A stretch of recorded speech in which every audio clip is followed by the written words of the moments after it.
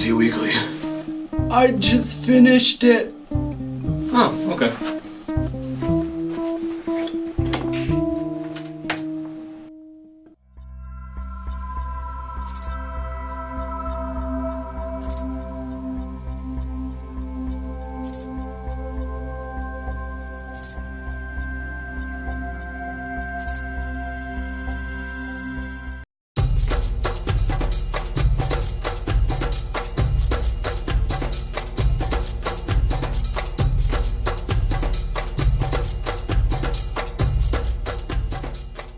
Maho the Guamanian meets Hope the American girl and hopes to make a good impression.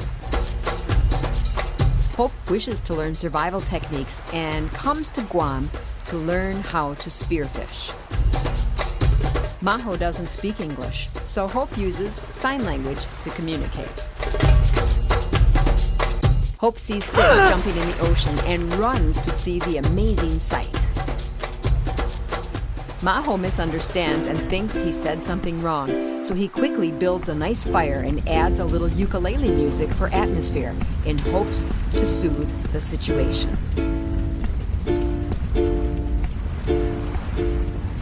Hope returns ecstatically with a speared fish and offers it to Maho. Delighted, Maho accepts the paluau fish and shows Hope how to prepare it for the fire. Hope watches amazed and grossed out at the same time as Maho assures her that there is no need to fear the firefish. In fact, there's no need to do any preparation of the fish before putting it on the fire. What about the guts?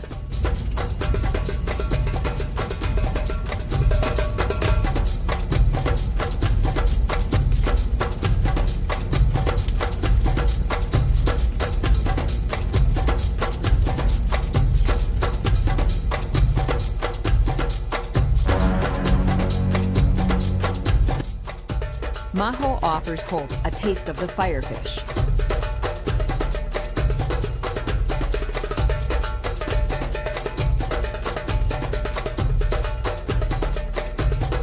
She doesn't want to be unkind, but the taste is not as expected.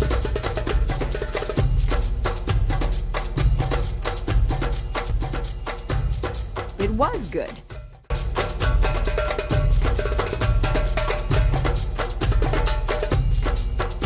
But the thought of cooked guts makes her queasy.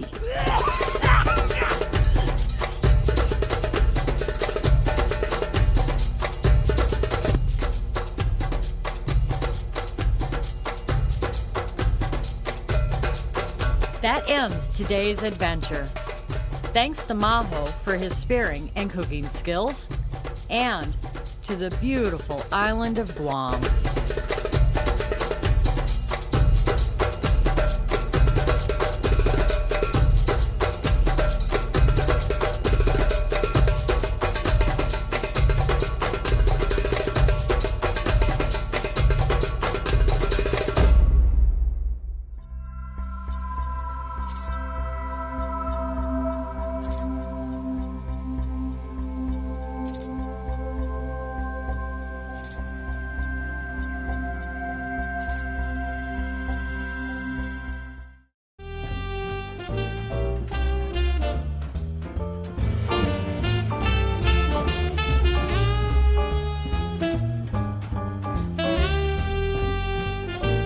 Hey, down in front.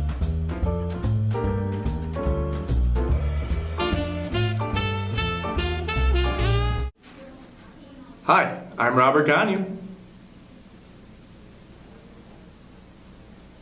And I'm Paul T. Kane, and welcome back to another exciting episode of Down in Front. Here at Down in Front, we review both good movies and bad movies. And today we'll be reviewing the 1979 Oscar-winning film by Francis Ford Coppola, Apocalypse Now. With the information that we've gathered from IMDb.com, George Lucas was originally the planned director for this movie, but it was switched because of his availability because he was working on Star Wars. The filming schedule was supposed to last for 6 months. However, 6 months turned into 16 months. Filming started in March of 1976 and lasted until May of 1977. And the reason for all the problems was because of all the typhoons, the helicopter recalls, and a number of actors being arrested due to drug possessions. Martin Sheen, the star of the movie, as well as Charlie Sheen's father, had a near-fatal heart attack during this movie and took a month-long sabbatical for himself. Marlon Brando was told by director Francis Ford Coppola to lose some more weight for the role of Colonel Kurtz.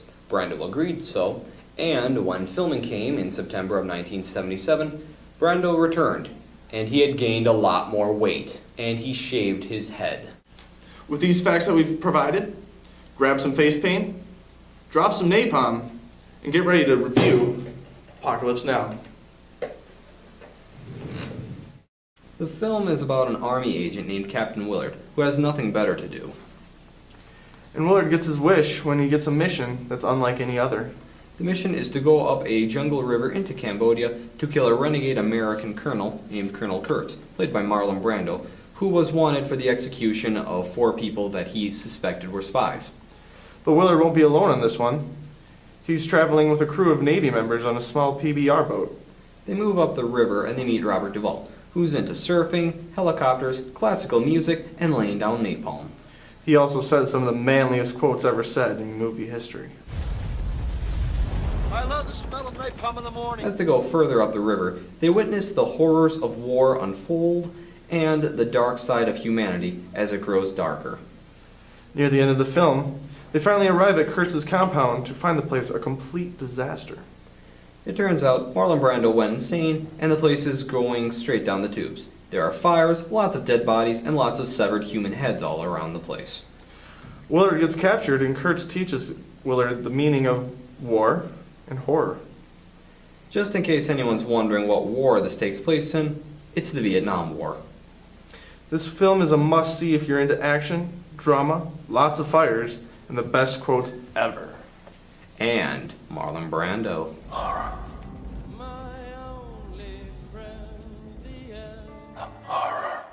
And that was Apocalypse Now.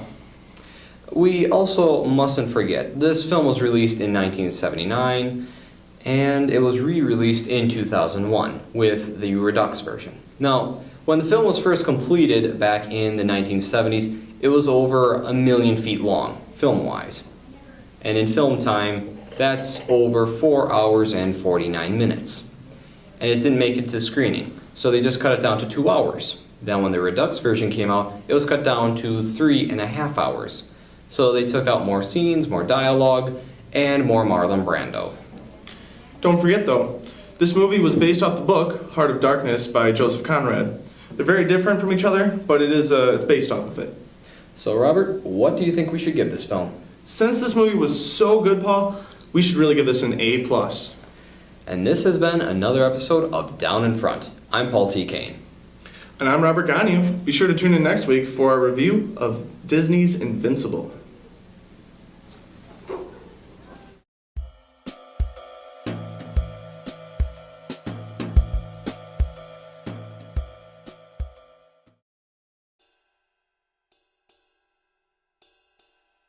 Boring?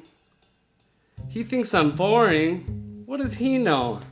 I have plenty of interesting things going on. Who couldn't be captivated by my emotional stories of cereal? I mean, there's so many different kinds. I like Choco Crunch and Rice Puffs, Fruit O's. Who doesn't love those? How could this other man be that much more interesting? He arrived at the door early this morning.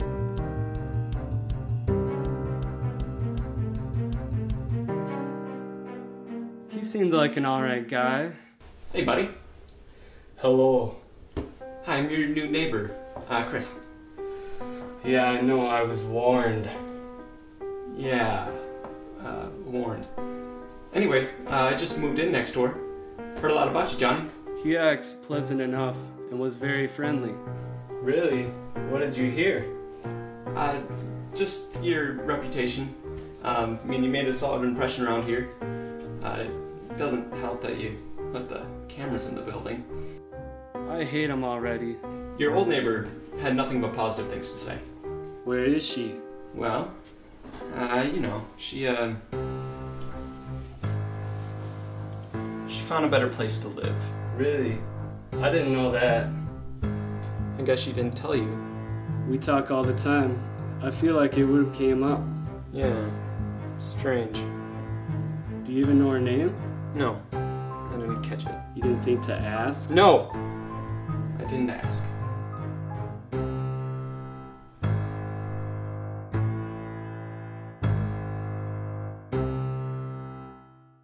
Anyway, it was a pleasure meeting you, Johnny. We seen you around? Yeah, I guess so.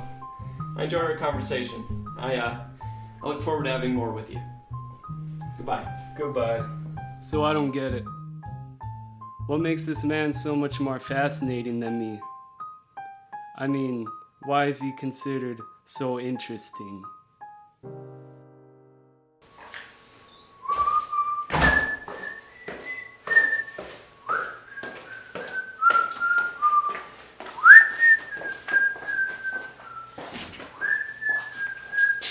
Hey, Amber! How you doing?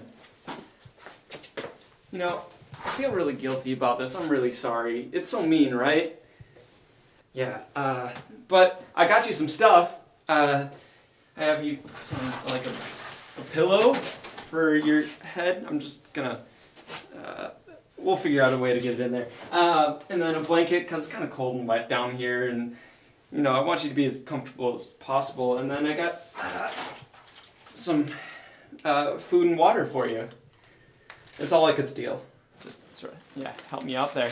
Thanks, yeah. You'll figure that out. I'm sorry, I can't understand you right now. I'd love to talk, but I really can't. I gotta go. Right, so just remember, breathe through your nose. Don't want you dying on me now. At least not yet. But seriously, don't die. I hope this stuff makes your captivity a little bit more enjoyable. Right, so thank you for not screaming. I'll see you later.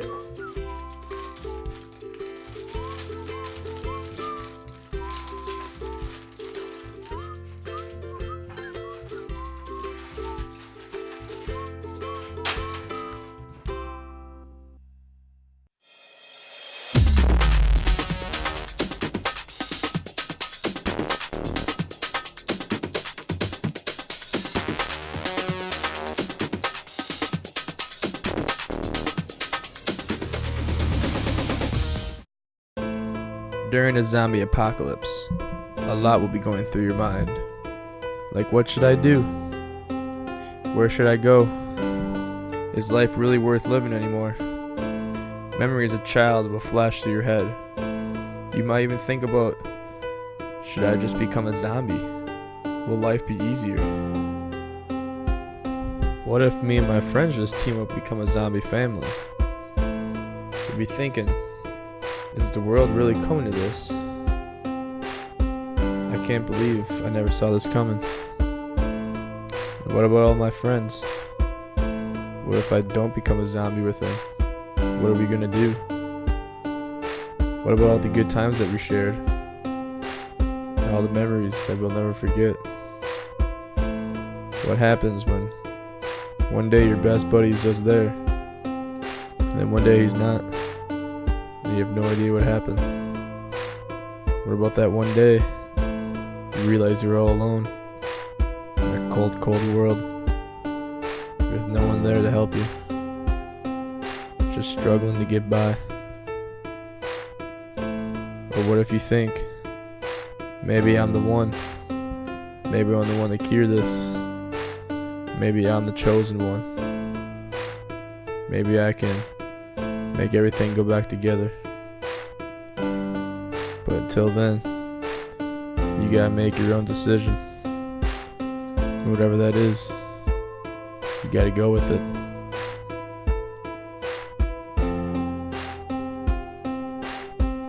What will you do when a zombie apocalypse happens? Is your life really worth living? 'Cause mine is.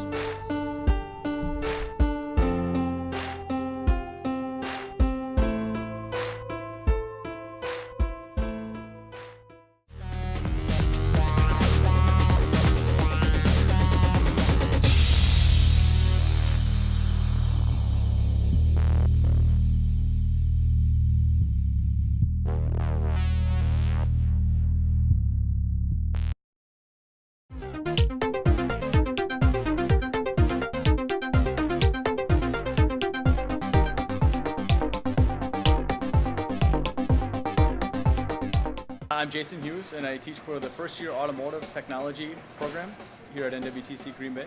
This is my second year as an automotive instructor. Throughout this degree process, we'll get into some fundamentals starting off. We'll work our way up to steering and suspension, brakes components, alignments, and things like that, just in first year alone. Second year, we move into a lot more in-depth, I would say, on the engine, the transmission, the drivetrain, looking at some components to make sure that we have an understanding of those areas on the car as well. You can use this degree out in the field, in pretty much any automotive shop with any manufacturer or whatnot. We go through a lot of theory and basic design, which gets you in the doorway of most manufacturers. When you're in there, be a couple of tweaks or something that they would be able to teach you for their product specific, but other than that, you're going to be well versed and be able to get out in the industry and start making some money and start repairing some vehicles right off the bat. My name is Rachel Teske, and I am in the Automotive Technology program. My favorite part of schooling so far has been the labs. It's very nice to take the classroom learning and be able to apply it directly to your field. I plan on using my schooling in the workforce in the Appleton area at local dealerships. Part of my schooling has been learning the actual theory behind the components of the vehicles. The advice I would have to give to people going into this degree is to not write it off, not think that it's just something very easy that you're just going to walk in and be able to do it without any hard work. It takes a lot of hard work, a lot of diligence, but if you stick with it and you are diligent, it pays off. My instructor are excellent. They have a lot of experience in the field itself, and they are very good at explaining the theory, helping us apply it in the lab, and overall, I really enjoy my instructors here.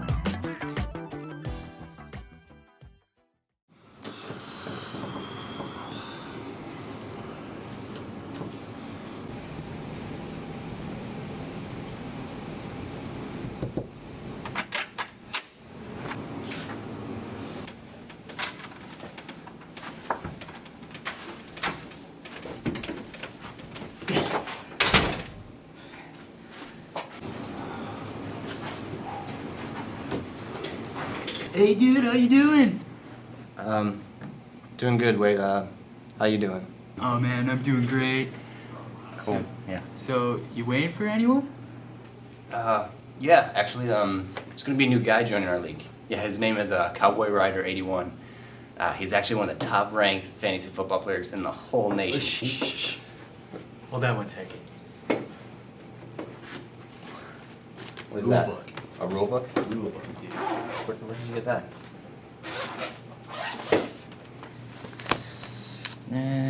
Yep. Here it is. Section 4, paragraph 5, line 2. Once the official draft has been completed, no new players are allowed to join the league.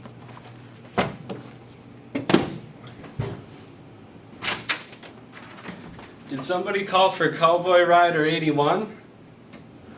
You're too late, cowboy. He already knows all the rules.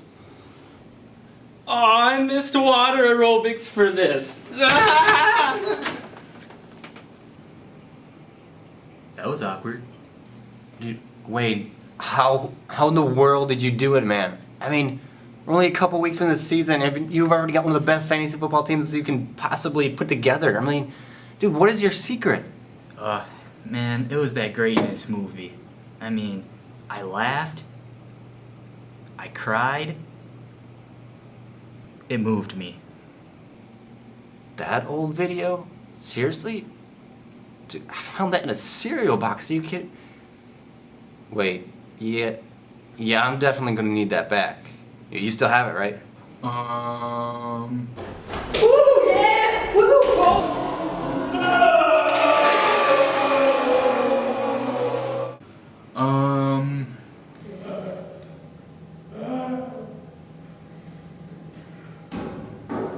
I think I misplaced it.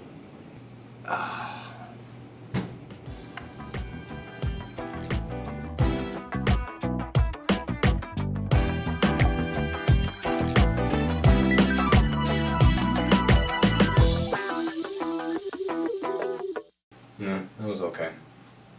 Okay. I worked all day on that.